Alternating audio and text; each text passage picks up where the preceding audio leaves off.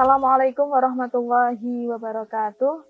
Kali ini kita akan membahas tentang zakat dan pandemi COVID-19.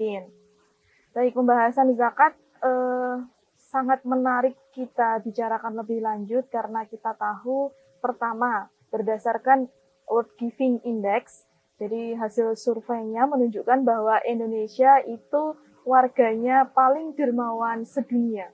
Apalagi kalau terjadi bencana gitu ya, seperti COVID seperti ini atau tanah longsor, kemudian banjir dan sebagainya, itu tingkat kedermawanannya semakin meningkat. Kemudian yang kedua adalah dari segi organisasi pengelola zakatnya atau OPZ, itu jumlah organisasi pengelola zakat di Indonesia yang paling banyak sedunia.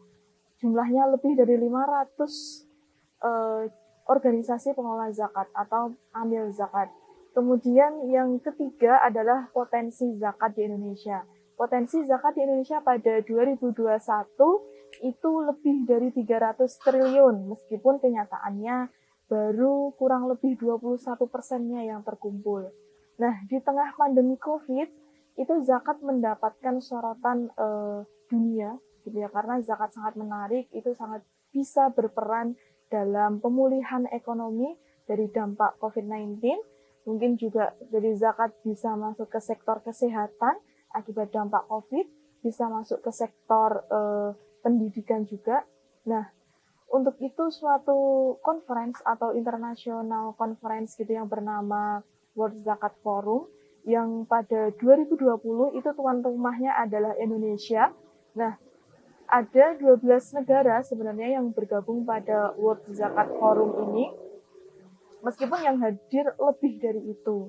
Apalagi pada 2021 ya, tuan rumahnya adalah London yang hadir lebih dari 40 negara.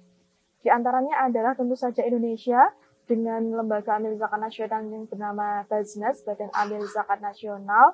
Kemudian ada India dengan lembaga zakatnya bernama Zakat Foundation of India.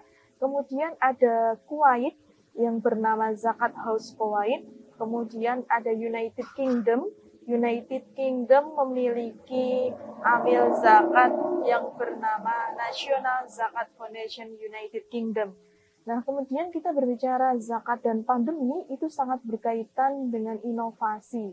Karena baik itu pengumpulan ataupun pembayaran zakat sebelum pandemi dan saat pandemi itu berbeda. Nah, perbedaan ini kemudian memunculkan inovasi. Inovasi yang utama adalah lembaga amil zakat ataupun badan amil zakat secara internasional itu melakukan inovasi atau biasa yang disebut dengan zakat 4.0. Jadi menggunakan platform digital, baik itu pengumpulannya ataupun penyalurannya. Yang pertama adalah dari segi pengumpulan. Ketika pandemi COVID, lembaga amil zakat atau badan amil zakat berlomba-lomba menggunakan platform digital, baik itu media sosial ya, apalagi pengguna media sosial di Indonesia sangat tinggi sekali, baik itu Instagram, Facebook, Twitter, kemudian YouTube dan sebagainya. Nah, melalui media sosial, lembaga amil zakat bisa melakukan branding kepada kaula muda, anak-anak muda yang itu mereka suka sekali menggunakan media sosial. Kemudian menggunakan media sosial, lembaga amil zakat juga bisa lebih transparan, gitu, transparansi. Bisa lebih transparan, masyarakat bisa mengetahui pengumpulannya berapa, kemudian penyalurannya berapa, untuk apa saja, jumlahnya berapa, itu bisa lebih transparan melalui platform digital. Kemudian akuntabel, jadi melalui platform digital lembaga amil zakat juga bisa lebih akuntabel gitu. Orang-orang bisa melihat, masyarakat bisa melihat seberapa akuntabel, seberapa transparansi, itu bisa dilihat dari website mungkin dan sebagainya, laporan-laporan yang diberikan oleh lembaga amil zakat melalui teknologi digital. Kemudian pembayarannya saat ini di tengah pandemi yang pemerintah dan kita juga harus mentaati gitu ya, dilarang berkumpul, kemudian mengurangi bertemu, berjabat tangan dan sebagainya, maka pembayaran zakat itu bisa melalui platform digital, misalnya mobile banking, kemudian ada dompet digital bisa melalui OVO, bisa melalui GoPay, Link Aja, dan sebagainya. Bisa juga melalui marketplace. Jadi marketplace tidak hanya untuk shopping, untuk belanja, tapi kita bisa berderma atau membayar zakat lewat marketplace. Bisa melalui Shopee misalnya, atau Bukalapak, kemudian Tokopedia, dan platform marketplace lainnya. Kemudian bagaimana dengan penyaluran? Penyaluran pun saat ini, misalnya Basnas gitu ya, bisa sudah bekerja sama dengan beberapa platform digital, misalnya kalau dari fintech syariah bekerja sama dengan Amanah, itu untuk sektor ekonomi memberikan pembiayaan kepada UMKM yang terdampak pandemi misalnya. Kemudian bekerja sama dengan Halodoc untuk sektor kesehatan, kemudian kerjasama dengan Ruang Guru untuk sektor pendidikan dan sebagainya.